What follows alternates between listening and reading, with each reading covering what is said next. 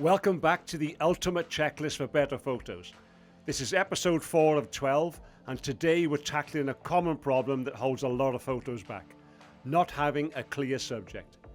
If someone looks at your image and don't know what to look at, they tune out and quickly move on.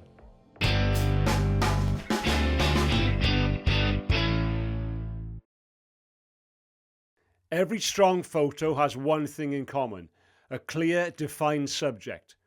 The subject is basically the hero of the image. It's what the whole frame is built around. And when there's no obvious subject, the eye wanders, gets lost, and gives up. If composition is about how you show something, the subject is what you're showing. It's the story, the focal point, the reason you took the shot in the first place. Without the subject, you don't have a photo, you have a visual shrug. So before you press the shutter, ask yourself, what's the subject here? And if you can't answer that in one sentence, the image probably needs simplifying. And clarity starts with intent. If you're unsure what your photo's about, your viewer definitely will be. You can create subject clarity in several ways, so think of these like tools in your visual toolkit. Depth is one of the most powerful ways to draw attention to your subject, and it's all about separation. You want to create the sense that your subject lives in a three-dimensional space, not flattened into a busy background. You can use a shallow depth of field, a wide aperture like f2.8 or f1.4 to make your subject sharp while the background falls away into a beautiful blur. This technique is a classic for portraits because it puts all the focus exactly where it belongs: on the eyes, on the expression, on the connection. But this works far beyond portraits.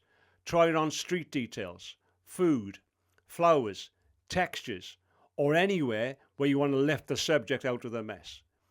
It's a visual priority tool, and the blurry background isn't just a look, it's a technique to remove distractions.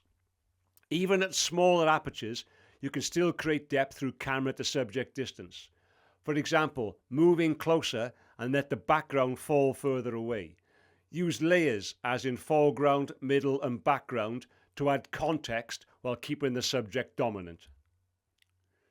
Our eyes instinctively gravitate towards difference, which is why contrast is a powerful tool to create subject clarity.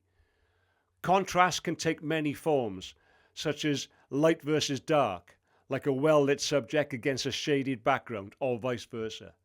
Color versus monochrome, such as a warm tone in a cool environment, and texture versus smoothness, like a rough rock face against a still lake.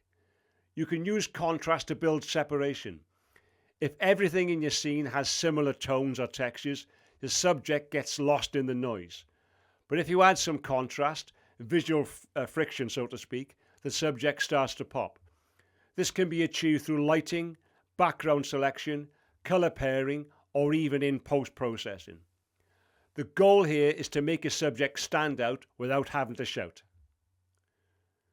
Color is one of the fastest ways to grab attention. It's emotional, immediate, and impossible to ignore when used well. A scene with subtle tonal colors can look beautiful and harmonious. Muted greens, soft blues, earthy browns, they all work really well. But if you drop a single bold color into that scene, you immediately have a subject. Think about a red coat in snow, a bright yellow umbrella in a grey city, or a vibrant blue door on a sandstone wall. Our brains register that immediately, and it's not just eye-catching, it's story-driven. So use colour to make a subject unmistakable, and remember, it doesn't have to be loud, it just has to be different from its surroundings. Motion naturally draws the eye, because it signals that something is happening. And in photography, that can be a powerful tool for directing attention. If your subject is moving, for example, like a runner, a cyclist, or even a bird in flight, you can freeze their action with a fast shutter speed to create crisp, clean definition. And that tells the viewer, this is what I want you to notice. On the other hand, you can intentionally blur the motion with a slower shutter to create a sense of energy and movement while still keeping the subject clear. And here's the opposite. Sometimes the subject stands out because they're the only thing not moving. Imagine a person standing still on a busy street while everything blurs around them. The eye goes directly to the stillness within the chaos. So movement or stillness, used with intention, can create tremendous subject clarity. This is where composition really steps in as a powerful tool to help your subject stand out. You could place your subject off-center using the rule of thirds. That's where you imagine a tic-tac-toe or a noughts and crosses grid and place your subject at one of the intersections. It's a classic for a reason. It gives the frame balance while drawing the eye naturally to the subject. You might also frame your subject using natural elements like a window, an archway, or even a gap between two trees. This tells the viewer, look here. Leading lines, roads, pathways, walls, railings, they can all guide the eye straight to your subject. They're like visual arrows built into the scene. And sometimes the most powerful choice is to put your subject bang in the center, but do it on purpose.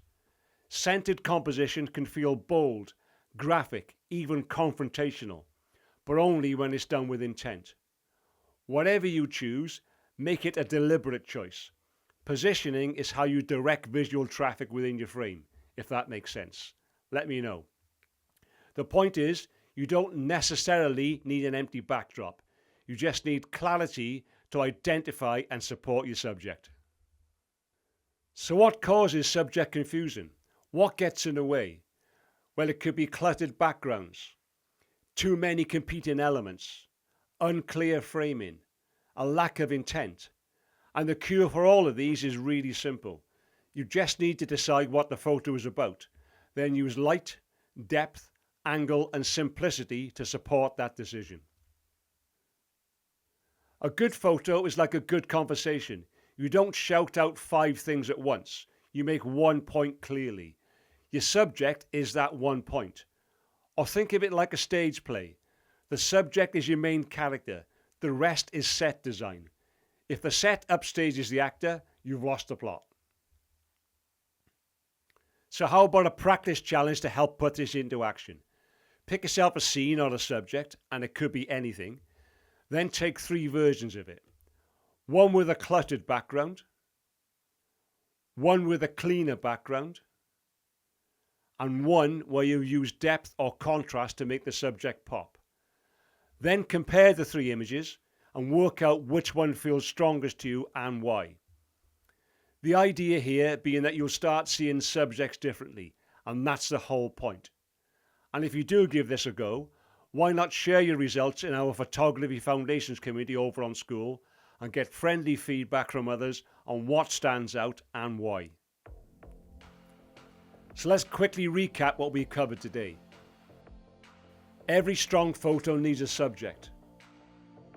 The subject should instantly be clear.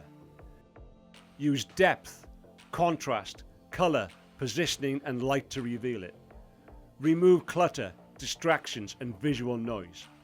Ask yourself, what's this photo about before you even press the shutter? Photos without a subject are like sentences without a verb. They feel incomplete. And here's the thing. When you define your subject, when you commit to what the image is really about, everything else starts falling into place. You compose differently. You meter for the right thing. You decide whether to shoot wide open or stop down. The entire frame starts to serve the story. Defining the subject is like tuning an instrument. Until you do, everything else is off. But once you do, you're playing with purpose. And that's when your photos start to feel deliberate, meaningful, and memorable. And when you do get into the habit of defining your subject, your images go from random to intentional. And that's when people start paying attention. If you want to dig deeper into the foundations of exposure, focus, and composition, grab my ebook in the description. Sign up for the newsletter and it's yours for free. Next week, in episode 5 of this 12-part series, we're looking at the topic that is absolutely crucial to photography, the light. Without it, there is no photo. So hit subscribe, ring the bell, and I'll see you next week.